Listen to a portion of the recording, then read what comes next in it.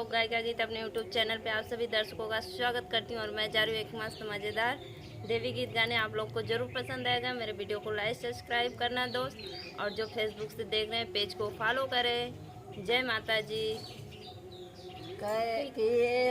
वादा भुला गईलू हो मैयर वाली मैया, किए रहू वादा भुला गईलू हो मैयर वाली मैया।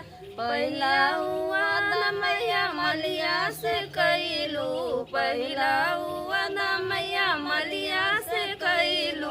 पहिरत गजरवा भुला गईलू हो मैयर वाली मैया, पहिरत गजरवा भुला गईलू हो मैयर वाली मैया। किए रहू वादा भुला गईलू हो मैयर वाली मैया, किए रहू वादा भुला गईलू हो मैयर वाली मैया। दूसरा हुआ न मैया कहरा से कैलू, दूसरा हुआ न मैया कहरा से कैलू।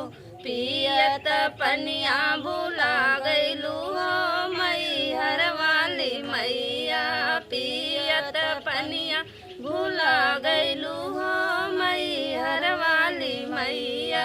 किए रहू वादा भुला गईलू हो मैहर वाली मैया।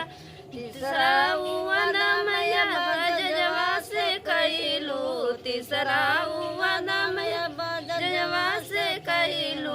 पहिरत चुनरिया भुला गईलू हो मैहर वाली मैया, पहिरत चुनरिया भुला गईलू हो मैहर वाली मैया।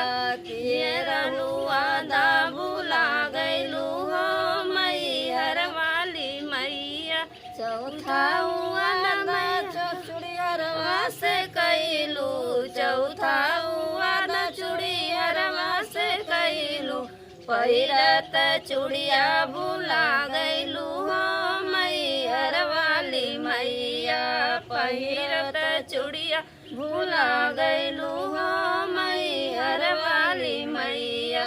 किए रहू वादा भुला गईलू हो मैहर वाली मैया। पचवा हुआ न पटहरवा से कैलू, पचवा हुआ न पटहरवा से कैलू। पहिरत सिंदूरवा भुला गईलू हो मैहर वाली मैया, पहिरत सिंदूरवा भुला गईलू हो मैहर वाली मैया। किए रहू वादा भुला गईलू हो मैहर वाली मैया, किए रहू वादा भुला गईलू हो मैहर वाली मैया। हेलो फ्रेंड, मेरा गीत कैसा लगा आप लोग को कमेंट बॉक्स में ज़रूर बताना। अच्छा लगे तो अपनी राय कमेंट में ज़रूर देना। अगले वीडियो में फिर मिलेंगे, तब तक के लिए बाय बाय।